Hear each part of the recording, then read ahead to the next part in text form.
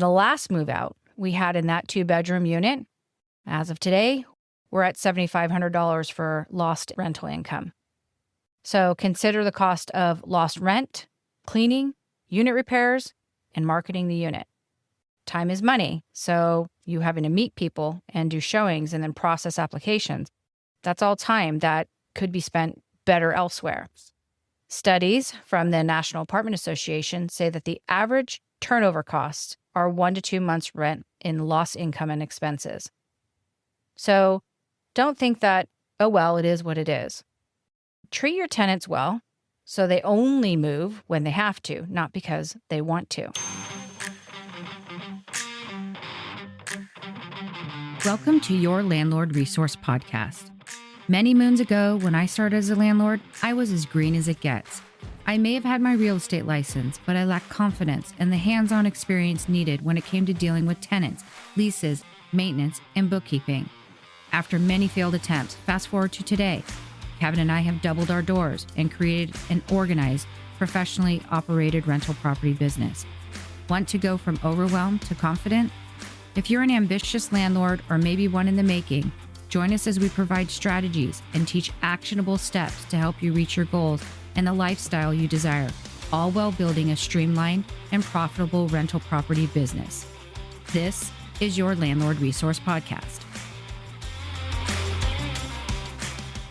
Hey, landlords. Thanks for tuning in and listening to the Your Landlord Resource Podcast.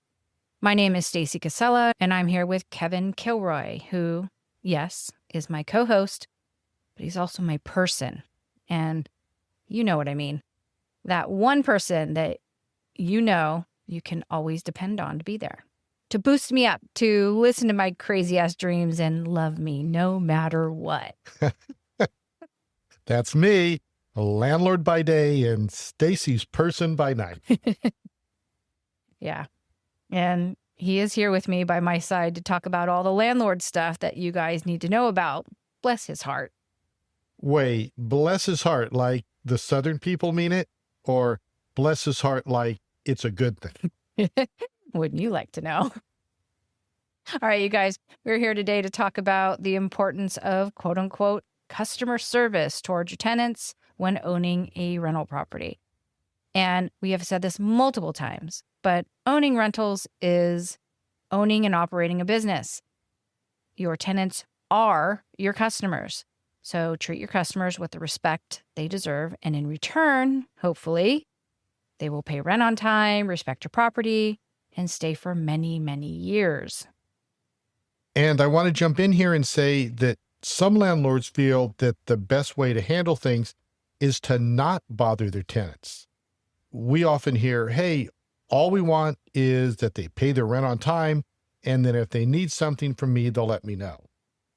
And there are not many scenarios where that will work out well.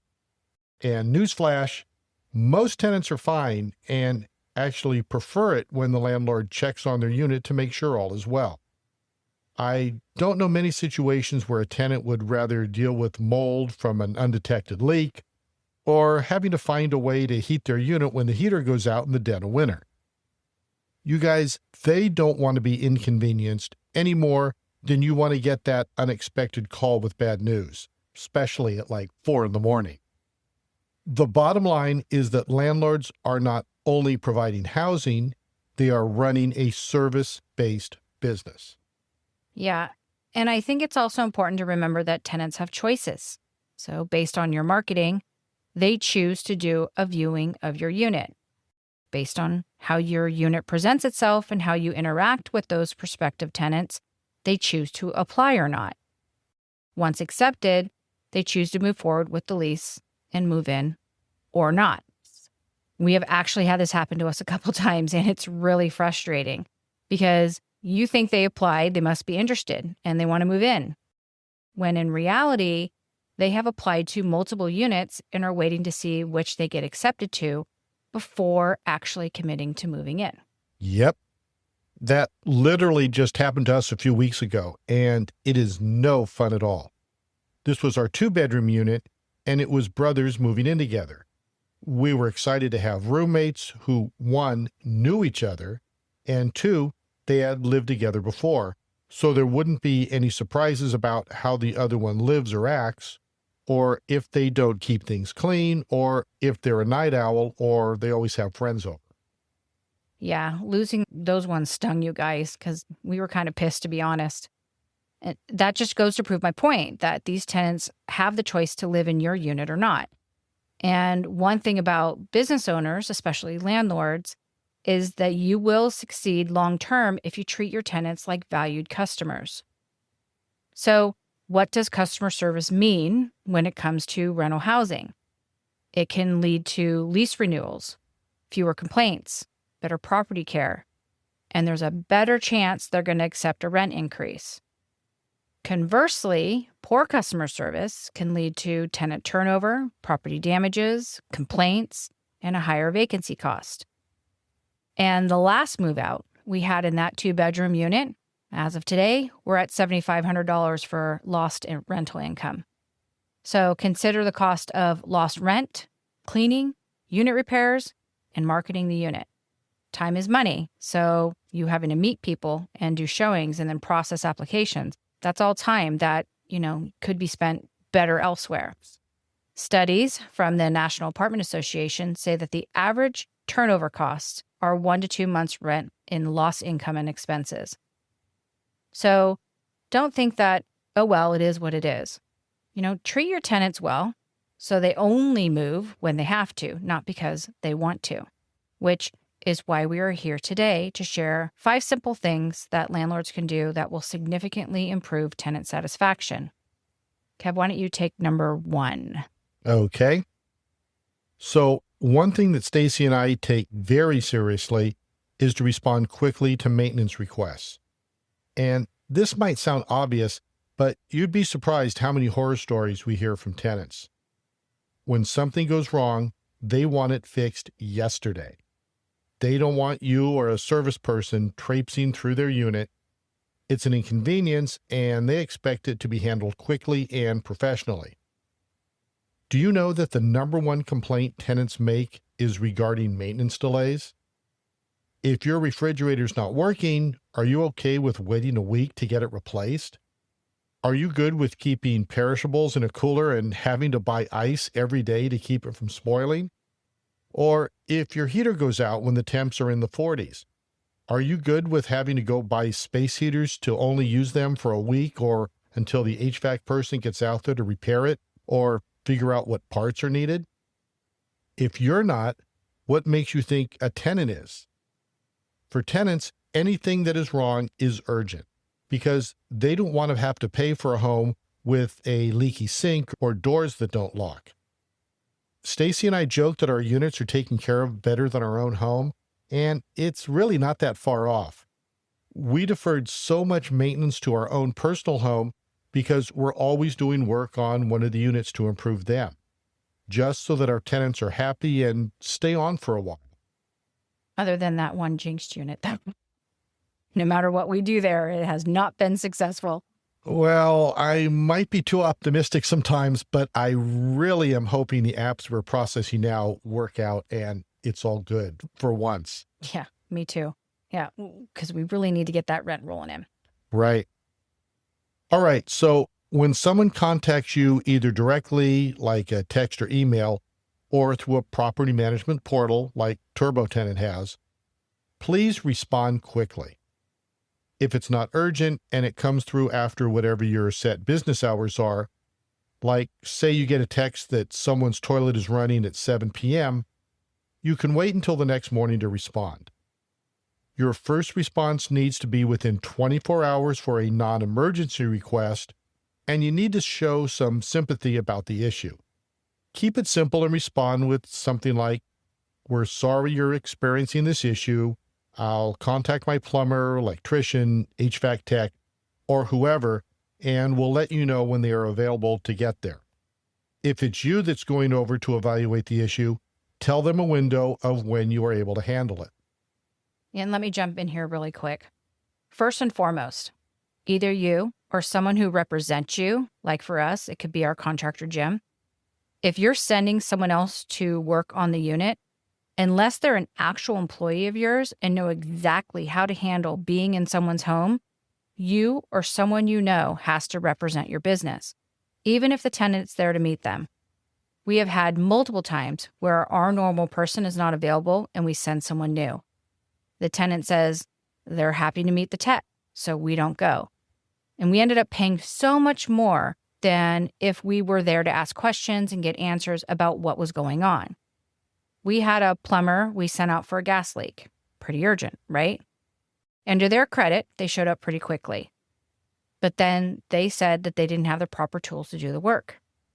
Now, for clarification, this was a very small leak outside of a separate dwelling in the back of a rental. So no imminent danger, but certainly something that we needed to get going on. And they ended up rescheduling work for another day.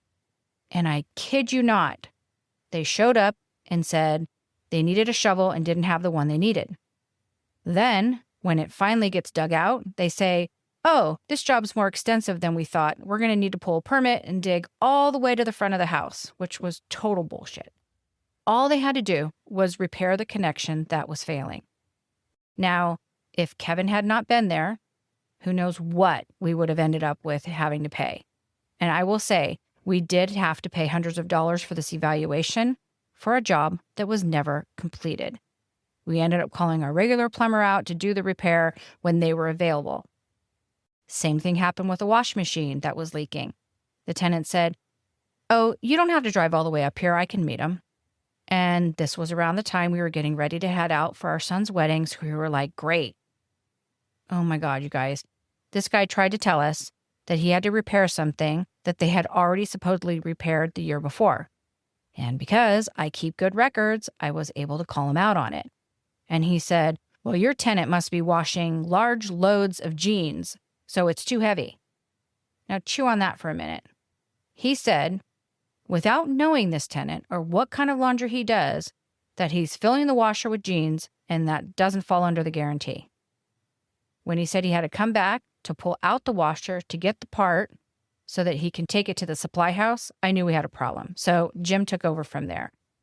We had his appliance person come out, and essentially we ended up having to buy a new unit. And you guys, this process took us 3 weeks to resolve. 3 weeks. How do you think that looked to the tenant? All the going back and forth and coming and going. And for context, both those experiences happened just 6 months ago. No more. From now on, either we or Jim will be present when repairs need to be made. Yeah, absolutely. I mean, I don't know about you guys, but we are really having a hard time finding good repair people. Our normal guys are wonderful, but because they're so good, they're always booked out. I don't know. I guess we just have to wait for them from now on. Anyway, let's get back to what to do if you get a maintenance request. First, respond quickly, at least within 24 hours. Next thing is to always communicate a plan in writing. If you speak with them on the phone, follow up with an email and reiterate what was said so you have written proof about how you were going to handle it. When you have a plan in place, email or text them who is coming, the day and time, and what they will be doing. As we always say, document, document, document. Because sometimes it's a repair and sometimes it's just an evaluation. Plumbers, electricians, and some HVAC people can repair right there on the spot. Appliance repairmen usually are only evaluating and will have to return with parts. And the last thing you want is a complaint to the city or county that you are not communicating what is going on with their repair. Once the repair is made, follow up with the tenant to make sure they are satisfied with the work that was completed. This is important on 2 levels. 1, you want to make sure the work was completed and the issue is fully resolved. And 2, you should use this as an opportunity to check on the workmanship of the person who did the repair. Many times we are unable to meet the repairman and the tenant handles it. And even though we do recommend being there, it's also nice when the tenant is there to explain the issue at hand, because sometimes, not often, it is a user error issue and the tenant can then be told what to do different. Yep. Case in point, is the ever so lovely garbage disposal. Now, we know a lot of you don't like to have them installed, and that's fine. You do you. We have them in all of our units because, well, they were already there installed when we bought the places. We also like our tenants to be able to break down foods before sending it down the drain. But for some people, they don't realize garbage disposal can be temperamental and not everything can run through them. They also might not realize that they need to run them on a regular basis, at minimum once a week to keep them from rusting out. We have added a small paragraph in our addendum on this as well and have included it in our unit binder that we provide upon move-in. Right. We do what we can to prevent issues from occurring. If you had to deal with an issue that could have been prevented, you likely have created some sort of notice in the lease, or at least tell the tenants how to help you out by doing or not doing something. Okay, well, on that note, let me take a minute and touch on the importance of preventing issues before they occur. We do this by performing biannual inspections. In the fall, we inspect things that are really important to work well in the winter months. So think like heaters in the roof, fencing, and landscaping like tree branches. In the spring, we're checking the air conditioners, checking for leaks, rodent or pest intrusion, making sure that the window screens don't have holes, things like that. The more prevention that you can achieve, the less chance you will even have to deal with a tenant making a maintenance request. Okay, so let's move on to our next customer service item. And that is giving your tenants the courtesy of letting them know when work is being performed on or around the property. If you say, hire a company to power wash the house or clean the gutters or trim trees, send your tenant multiple notices to let them know. 1 week before, send an email, especially if they have to move their personal items to allow the workers access. 2 days before, send another reminder email. The day before, send a text message reminding them of the time frame someone's going to be at the property. And if you're going to be on the property doing general maintenance, like trimming bushes or fixing sprinklers, just let them know. For most states, if you need to enter the unit, you need to give at least 24 hours notice. And some states require 48 hours, so you need to know which it is. Why is this important?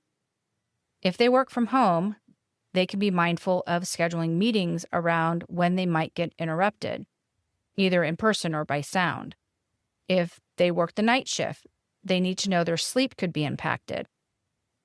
If they need to not park their car in their normal spot so a truck can get access to the tree or power lines, or the painter or contractor needs to get their ladder put up to repair some dry rot on a window, the tenants need to know to not have the blinds open or cover up when they're out walking around. And don't forget about tenants with pets, because those need to be secured or removed to protect the pet and the person working there. Right. Pets who are in the yard definitely are going to need to be contained so that they don't escape. Another reason why it's good to let tenants know when you or someone will be working at the property is because there's scammers out there who will impersonate workers. If your tenant knows to expect someone, they're going to be a little bit more at ease and not feel so intruded upon. And we have heard of stories of people working on a property only to find out that they had the wrong house. Yep. The lawn one, right? Yep, exactly. Not us, but another property manager we know had a rental property where they were very good at communicating with the tenant anytime someone was going to be working there. Well, one day, a crew shows up and starts digging up the lawn. And the tenant went out and asked what they were doing. So the workers tell him they have to replace some, irrigation or drainage line or something like that. And it didn't sound right to the tenant, so they called the property manager, who then rushed over, only to find that the workers had the wrong house, right address, wrong street. But that tenant's awareness protected the property. Well, I don't know. That owner could have gotten all new water lines. Yeah, right. We have that scenario here with our house. All the blocks have the same address numbers, but different street names. And it's a total pain because we get other people's mail all the time. Yeah, not a big deal. I just take Gracie on a walk and we return it to the rightful owner. Yeah, we never see anyone return our mail. What are the odds? The funny thing is the mail we get is almost always magazines. Maybe I should just read them and then I can return them afterwards. Anyway, remember to always communicate when someone is going to be working on your rental property, whether it's you or someone else. You want to include the date, the window of time, the contractor's name, and the reason for their visit. Right. Any effort is appreciated, especially if it's for something that will improve the tenant's living experience. Our next tip is something that many small landlords forget to plan for, and that is when you are going to be unavailable, either a vacation or a planned medical procedure. Provide your tenants with alternate contact information. Your tenants need to have a way to get a hold of you even when you are not available. If not, and there's an issue that needs to be addressed immediately, like a gas or water leak, that will stress your tenant out. And you need to consider this. Do you want to be on a nice vacation with your family and have to take time away to deal with a maintenance problem? Would your family appreciate you not being available while you dealt with it? Or if you've had a medical issue or a family issue that needs your undivided attention, you want to be bothered with someone calling to say their door isn't closing properly? Let me tell you, eventually you will have something happen, and it only takes one time to disrupt your time away to realize that you should have found someone to help you out. Yep. For all the travel we've done, and we've done a lot, we have only had someone have an issue like maybe 3 times. And we never even knew it was going on until we returned. One was a garbage disposal, and I believe the other was a running toilet. I can't remember the other one. It was quite a while ago. I think it was an appliance issue, a stove, I think. Yeah, I don't remember that one. But with all that said, we're very lucky we have our contractor, Jim, to handle most anything that comes up. We simply draft an email about 4 days before we depart and let our tenants know we will be out of the office or out of the country between these dates. If they have an emergent, and the key is to say emergent issue, so they know to wait on any problems that does not need immediate attention.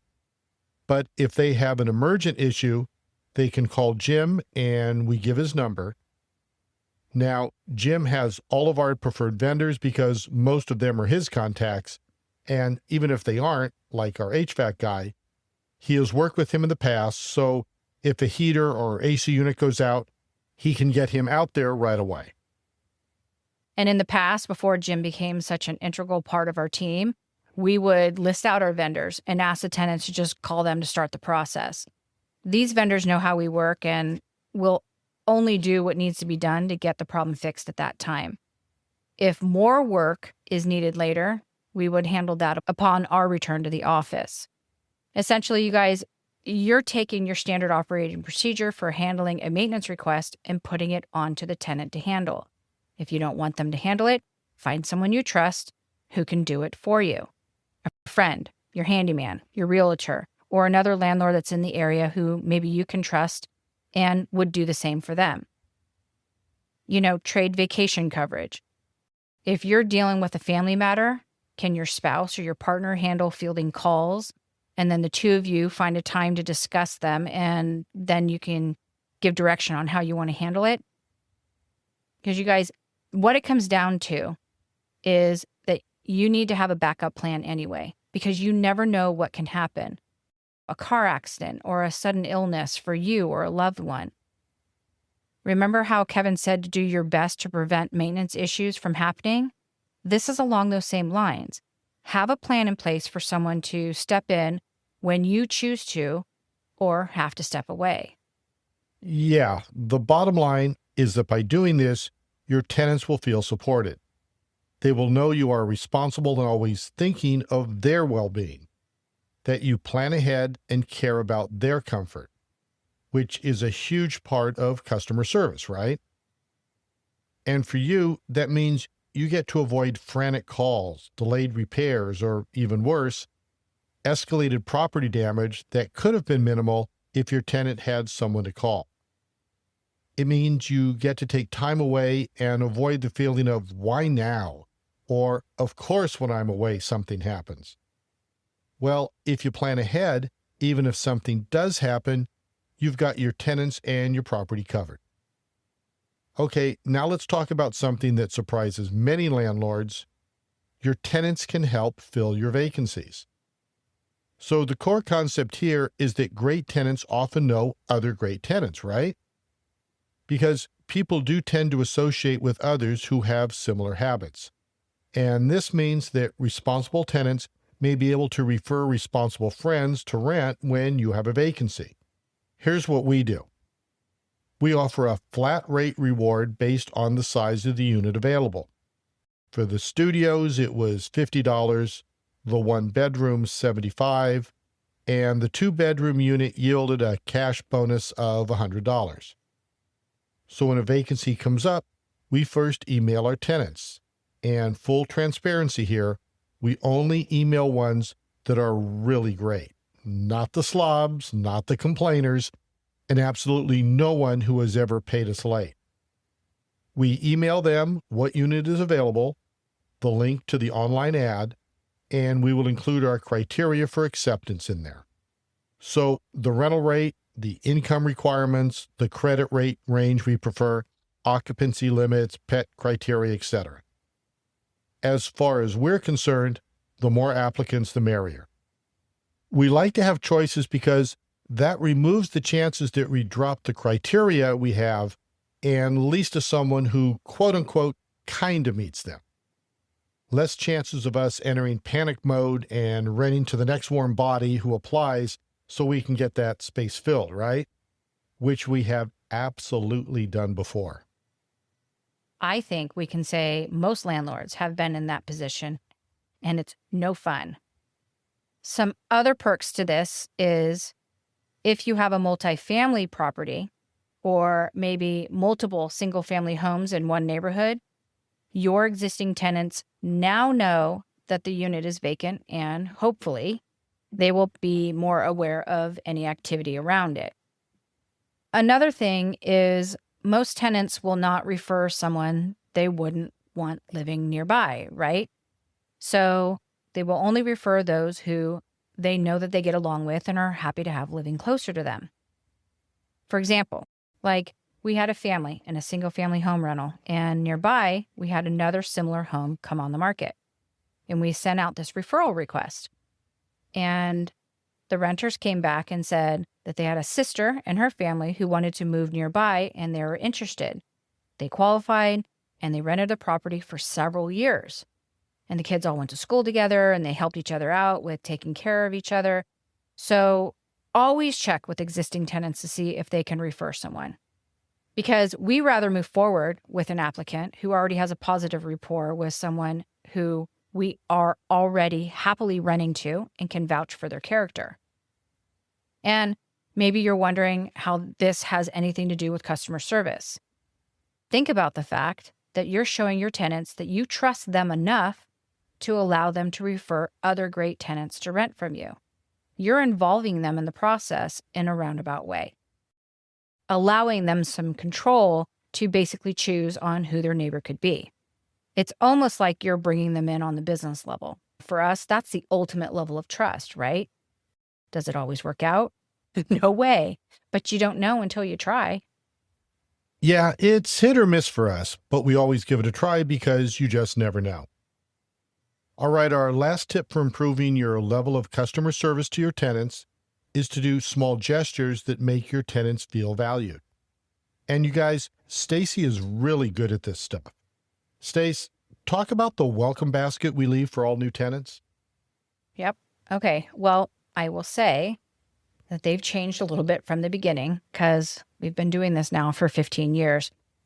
When we started doing this in Sacramento, I used to put a copy of Sacramento magazine in each unit. And that magazine was filled with all the things you can do and the restaurants to try all in the area. The thought behind it was that it gave those who were coming in from out of the area ideas on how to get out and see the city that they now lived in. I also left them toilet paper that was pre-wrapped in tissue, not just a regular roll, some chips and salsa, a couple candy bars. We put bottled water in the fridge, and always a gift certificate to the deli across the street. Now, that gift has somewhat evolved since those early days. We now have food issues to consider, and a lot of people don't eat sugary snacks. Remember, we're in California, right? Now, I'm still leaving toilet paper, but I actually hang the roll on the holder, and I put a little sticker on it that says, welcome. And I get those for the midterm rental, but there's like 100 or whatever on the roll. So now I just use those for all of our move-ins. And the toilet paper is actually in the bathroom where they need it, not on the kitchen counter. Yeah, exactly. I do leave a roll of paper towels in case something spills or if something in one of their moving boxes leaks. We have our unit binder that has everything a tenant would need to know before having to contact you. So think of things like where to send the rent, where the garbage dumpster is and the recycling bins are, and when they're put out. A link to our video on what to do if the garbage disposal isn't working, stuff like that. We actually should do a shorty podcast on that binder so you can hear all about it. That is a good idea. All right, what else is there? So we still leave bottled water in the fridge, protein bars, some trail mix or a bag of chips. The last time I left some flavored pretzels from Trader Joe's, but we also leave a blue scrubby sponge that we prefer the tenants use because the green and yellow ones, they scratch the crap out of stainless appliances. So we leave them a blue one to start them off so they'll know what to replace it with at some point. We leave a touch-up cup with a small amount of paint and a small cheap brush that they can, touch up any dings or marks on the walls that are likely to happen during move-in. And that's been a real hit with the people. Yep. So we'll link those in the show notes. Super simple to use. It's a little plastic container with a ball in it to help mix the paint when you shake it. Now, kind of like a protein shaker bottle, only smaller. And it works really well. We also leave a single package of a 3M claw, and that's a strong, durable drywall picture hanger. It barely leaves but small little holes in the wall. The one we leave holds up to 15 pounds, so it's pretty robust. Anyway, we leave those with the hopes that they won't put huge holes in the walls when they hang their artwork and stuff. We'll link those in the show notes as well. We always buy a big box of them for our kids when they move into a new place. They're super easy to install and they do hold most frames. So that's kind of the move-in gift that we leave on the counter with their keys, of course. Yeah, and we always get a very nice response from the tenants on those. The whole point of it is to start the landlord-tenant relationship off on a good note, right? It helps the tenants settle in, lets them know you care, and hopefully reduces their stress a little when they first move in. We also send each tenant a birthday card as well, and often we will include a small gift card to the deli across the street or maybe a Starbucks card because there's a store right around the corner. And here's the shocking thing about those birthday cards. Many tenants, when they text or email to say thank you, also report that that was the only card they received for their birthday. How sad is that, though?